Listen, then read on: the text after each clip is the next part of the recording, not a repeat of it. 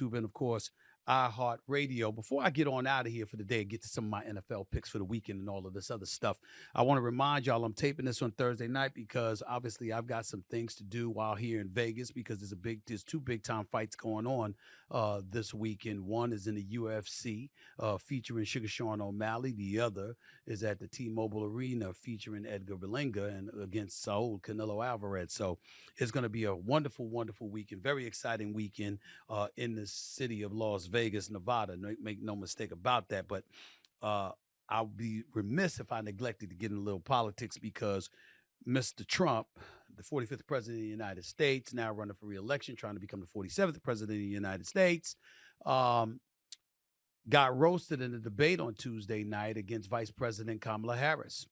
And since that time, he has opined over social media that there will not be a third debate. He debated Biden on June 27th. He debated Kamala Harris this past Tuesday on September 10th. And now he's done with the debates. There won't be a third. Let's call it what it is. Trump is scared to look bad.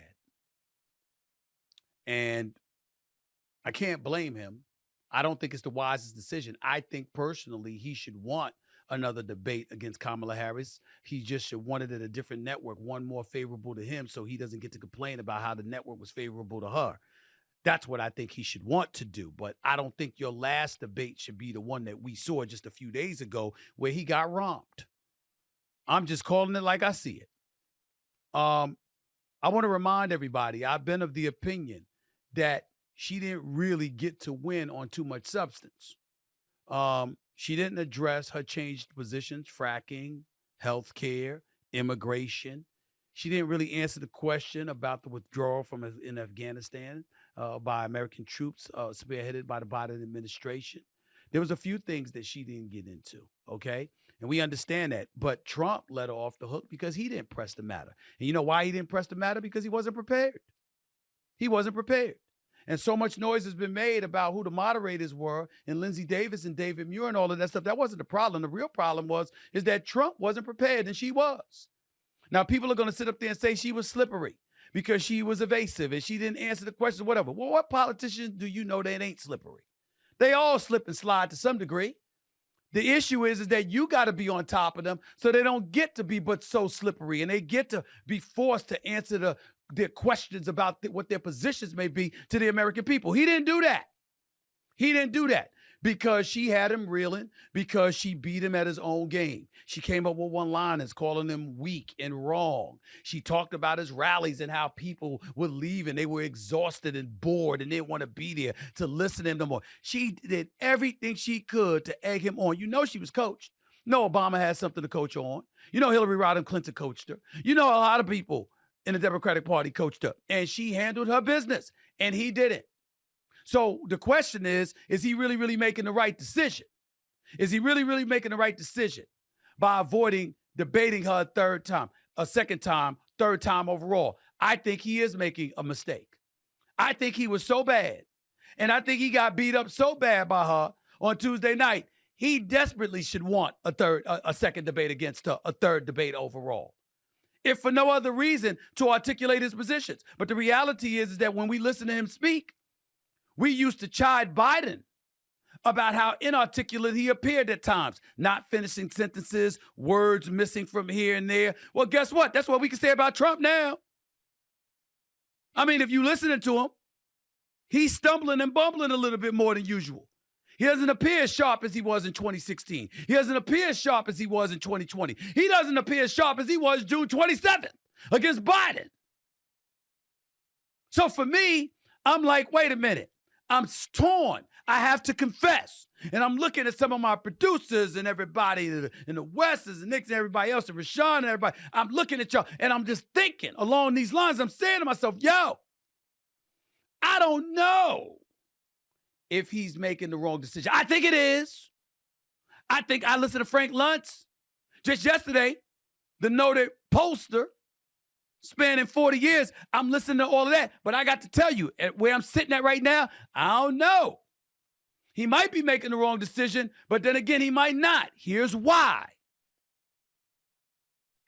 Trump never showed up for the debates for the Republican primaries. Nikki Haley wanted him there.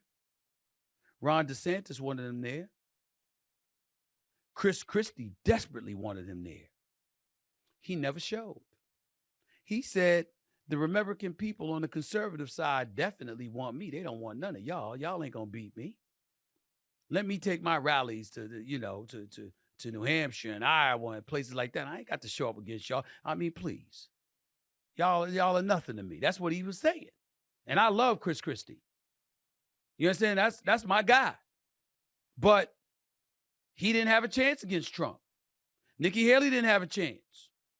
Ron DeSantis didn't have a chance. Ron DeSantis tried to beat Trump. He tried to become the Republican nominee by out-Trumping Trump at being Trump. It didn't work. It didn't work.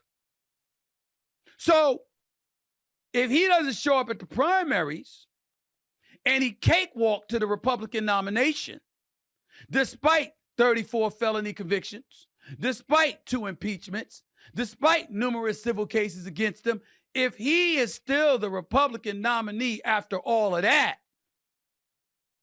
I don't know if it's the wrong decision for him to say, why do I need to battle her?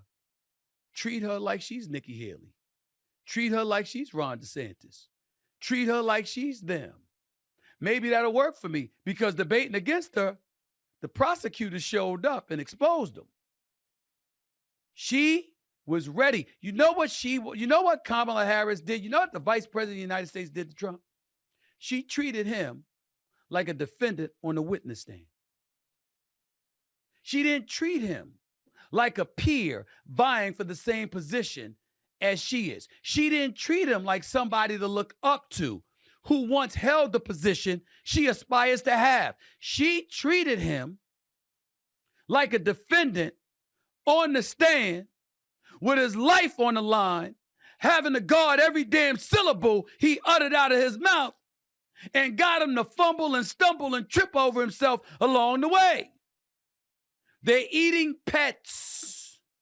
They're eating cats and dogs. And ladies and gentlemen, I don't know whether that's true or not. I just know most folks wasn't trying to hear that. That's not something you was trying to hear from a presidential candidate. You wanted to hear something a bit more substantive. Yeah, they're ruining our country. They're letting the borders get flooded. Well, give us the numbers. Tell us where they flooded into. Talk about those sanctuary cities and how that panned out for some of the liberal cities. He never did it. He never did it. Inflation, the price of food, the price of gas, the price of milk, he never focused on it. He never did. Because he was preoccupied with himself and him defending himself and fending off her accusations. So much so, the man forgot the damn points he wanted to make. That's what happened. I'm willing to bet you he didn't remember his damn points because he was too busy trying to defend himself from her accusations of being wrong, of audiences being exhausted of him and bored by him, of him being weak and how world leaders laugh at him and stuff like that. Oh, no. She hit right on the ego. You know what she did? I'm just going to go there, especially since I started off the show talking about Shannon Sharp and that audio sex tape, right? We going to go here for a second. You know what she did? She did. Imagine getting into an argument with your woman or with somebody who used to be your woman. Now, there was a time when they loved you. There was a time when they wanted you. There was a time when intimacy with you was something they looked forward to. Hell, they might have craved. Right up until the moment you got on their damn nerves. And you pissed them off.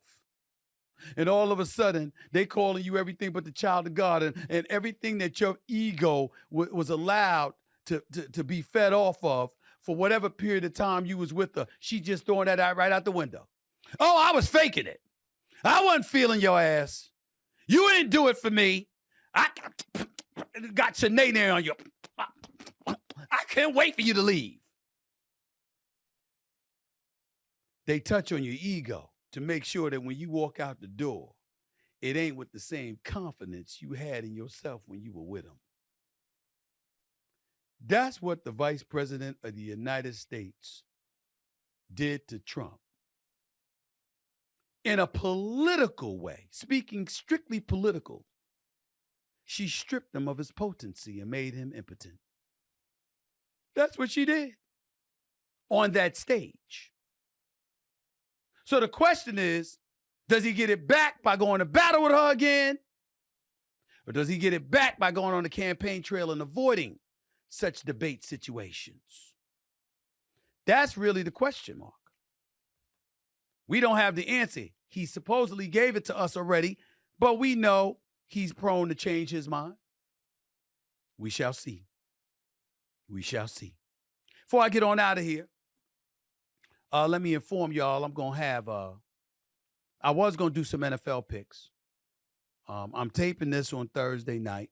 It's right before the Dolphins-Bills game. And I was talking about Friday, really getting into my NFL picks. But literally while sitting here, I decided I'm going to do a special edition of the Stephen A. Smith Show on Saturday. Live from right here in Vegas. Hours before both the UFC and the boxing match. Saturday. Special edition of the Stephen A. Smith Show coming your way. So until then, I'll save that day for my NFL picks for these Sunday's games. I'll save it for Saturday. Okay? Until then, I'm signing off. That's it for this edition of the Stephen A. Smith Show. Peace and love, everybody. I'll talk to you on Saturday.